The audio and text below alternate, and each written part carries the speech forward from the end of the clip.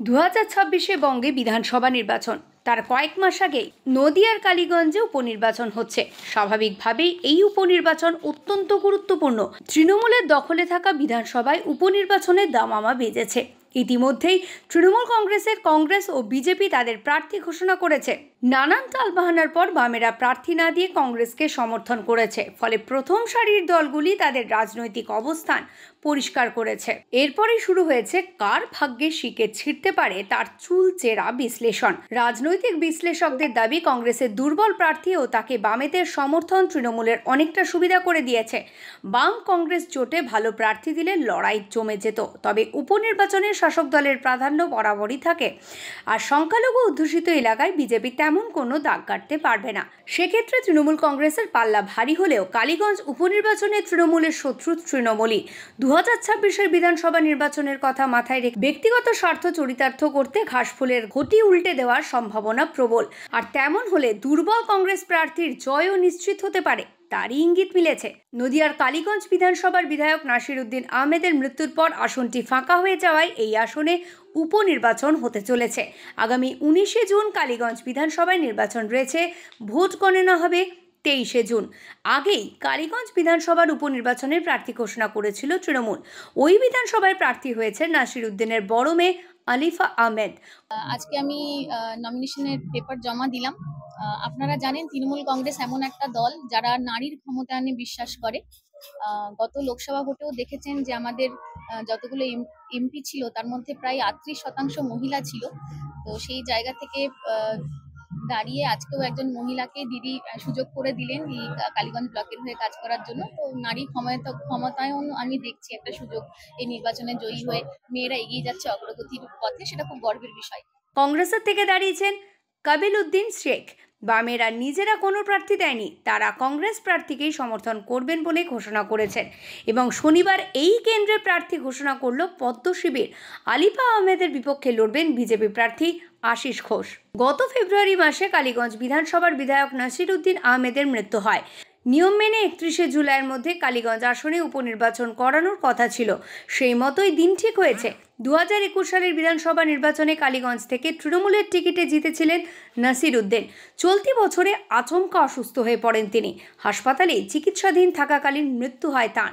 তারপর থেকেই 3 মাস বিধায়কহীন হয়ে রয়েছে কালীগঞ্জ বিধানসভা। এবার সেখানে উপনির্বাচনের দিন ঘোষণা করেছে নির্বাচন কমিশন।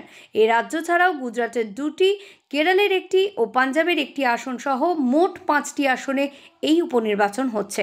জানা গিয়েছে বাবার সঙ্গে রাজনীতিতে হাত পাকিয়েছিলেন আলিফা, তাই বাবার আসনে তাকেই প্রার্থী হিসেবে বেছে নিয়েছে ঘাসফুল শিবির। আপনারা জানেন যে সামনের যে বিধানসভা নির্বাচন সেটা 2026 সালে, খুব বেশি দেরি নয়। আমার হাতে হয়তো কয়েকটা মাস সময় থাকবে। বাবার কিছু স্কিম অলরেডি তৈরি হয়ে আছে। আমি ফার্স্ট প্রায়োরিটি দেব বাবার সেই সমস্ত অসমাপ্ত কাজগুলোকে সম্পূর্ণ করার। অন্যদিকে শুক্রবার রাতের ফ্রন্টের বৈঠকে সিপিএম জোটে না গিয়ে পৃথক প্রার্থী দিতে চেয়েছিল। শরিকদের চাপে পড়ে সিপিএম সিদ্ধান্ত থেকে পিছিয়ে আসতে বাধ্য হয়। গত মঙ্গলবার সিপিএমের রাজ্য সম্পাদক মোহাম্মদ সেলিম প্রকাশ্যে বলেছিলেন, কালীগঞ্জের উপনির্বাচনে সিপিএম প্রার্থীকে দাঁড় করাবেন তারা। ফ্রন্টের বৈঠকে আলোচনা না করে সেলিমের এই ঘোষণায় অসন্তুষ্ট ছিল শরিকেরা। শুক্রবার ফ্রন্টের বৈঠকে এই নিয়ে বিস্তর আলোচনা হয়। সিপিএমের দাবিকে উড়িয়ে দিয়ে কংগ্রেস প্রার্থীকে পূর্ণ সমর্থন করার সিদ্ধান্ত নেয় ফ্রন্টের সকল অন্যান্য শরিকরা। প্রসঙ্গত 1977 থেকে 2011 সাল পর্যন্ত কালীগঞ্জে লড়াই করতে ফ্রন্টের শরিক ছিল আরএসপি। 2016 এবং 21 সালে বামেদের সমর্থন পেয়ে সেখানে লড়াই করেছিল কংগ্রেস প্রার্থী। 2016 সালে কংগ্রেস প্রার্থী জিতেছিল, তবে 2021-এ তৃণমূল কংগ্রেসের জয় পেয়েছিল। এবার জোট হবে কিনা তা নিয়ে দীর্ঘ জটিলতা সৃষ্টি হওয়ার পর শুক্রবার পূর্ণ সিদ্ধান্ত নেওয়া হয় কংগ্রেস প্রার্থীকেই জোট প্রার্থী হিসেবে সমর্থন জানাবে বামফ্রন্ট।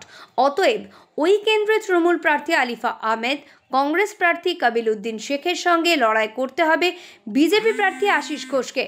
ছোট থেকেই আলিফার পড়াশোনার প্রতি আগ্রহ ছিল। Krishnanagar holy family girls high school থেকে উত্তীর্ণ হয়ে বিটেক পড়তে ভর্তি হন দুর্গাপুর বেঙ্গল কলেজে। সেখান থেকে ইঞ্জিনিয়ারিং পাশ করার পর বর্তমানে তিনি একটি নামী বেসরকারি সংস্থায় প্রজেক্ট ম্যানেজার হিসেবে কর্মরত ছিলেন। আলিফার নাম ঘোষিত হবার পর থেকেই কালীগঞ্জের তৃণমূলের কর্মী সমর্থকদের মধ্যে 3টি ভাগ হয়ে যায়, যা তৃণমূলের জয়ের পথে কাঁটা হয়ে দাঁড়িয়েছে। টাটা কনসালটেন্সি সার্ভিসের প্রজেক্ট ম্যানেজারের মতো গুরুত্বপূর্ণ পদ ছেড়ে বাবার অবর্তমানে তিনি এবার রাজনীতির ময়দানে।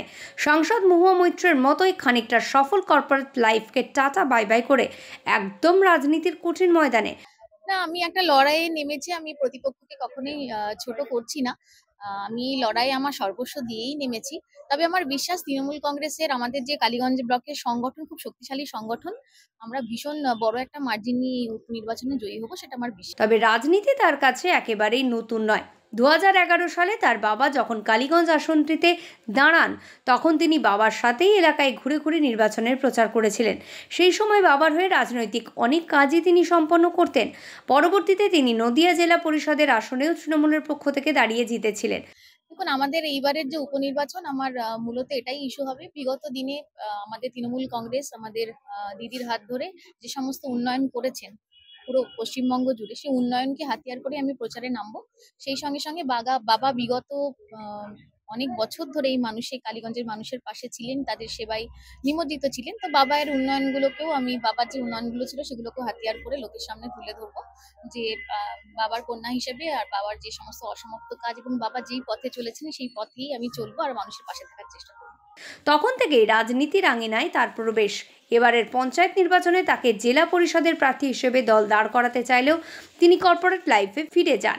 ফলে তাঁর এই শূন্যস্থানে অনেকেই ঢুকে পড়েছেন। নসিরুদ্দিন আহমেদের মৃত্যুর পর সেই জায়গায় ভাগ বসাতে চেয়েছিল অনেকেই।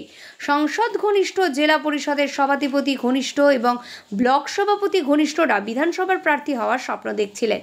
ঠিক সেই সময় নসিরুদ্দিন আহমেদের অবর্তমানে দলনেত্রী মমতা বন্দ্যোপাধ্যায়ের নির্দেশে দল যখন তার মেয়ের নাম ঘোষণা করে, তখন থেকেই শুরু হয়েছে তৃণমূল প্রার্থীকে হারানোর ছক।